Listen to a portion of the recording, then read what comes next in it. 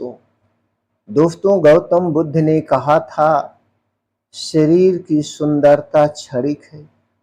सच्ची सुंदरता व्यक्ति के कर्म, विचार, वाणी और चरित्र में बसती है। एक गांव में दो युवक रहते थे जिनका नाम अलग अलग था। जिसे लोग उसके रूप के लिए जानते थे, जिसे लोग बस नाम से जानते थे, क्योंकि उसका रूप साधारण था। एक दिन गांव में भीषण आग लग गई। पहला लड़का जो अब तक अपने रूप का दिखावा करता था, लोगों की मदद करने के बजाय अपने कपड़े और दर्पण बचाने में लग गया। वहीं जो दूसरा लड़का था, उसके स्वभाव अलग थे।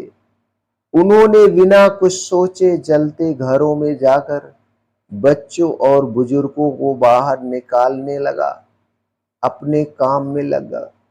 गौतम बुद्ध गांव आए। लोगों ने कहा, भगवान भगवान ये दोनों बच्चे, जो पहला है जिसके स्वभाव अलग है, जो बहुत गुणी है, अपने आप को सुंदर समझता है, सबसे सुंदर है। बुद्ध मुस्कुराए और बोले, मैं इन दोनों की एक परीक्षा लूंगा। दोनों ने चेहरा धोया। सुरेश का चेहरा वही था जो दूसरा लड़का था, लेकिन जो सुंदर दिखता था खाली था। दूसरा चेहरा वही था, लेकिन जब अपने बच्चों को हंसते हुए पानी पिलाया, बुजुर्ग को सहारा दिया, तो उसके चेहरे पर ऐसी चमक आई।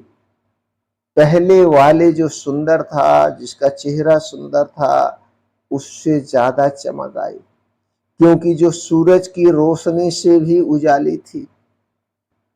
बुद्ध बोले, रूप की सुंदरता तो समय के साथ मिट जाती है, लेकिन कर्मों की सुंदरता, विचारों की मिठास, वाणी की नम्रता और चरित्र की मजबूती, ये वो आभूषण है जिन्हें न समय मिटा सकता है, न मृत्यु छीन सकती है।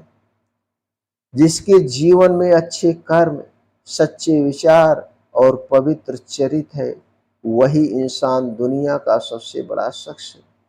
क्योंकि असली सुंदरता कभी चेहरे पे नहीं होती है, वो दिल और कर्म में बसती है। आप इस कहानी से क्या सीखे? आप इस भगवान महात्मा बुद्ध के उपदेश से क्या सीखे? कमेंट सेक्शन में जरूर बताइएगा।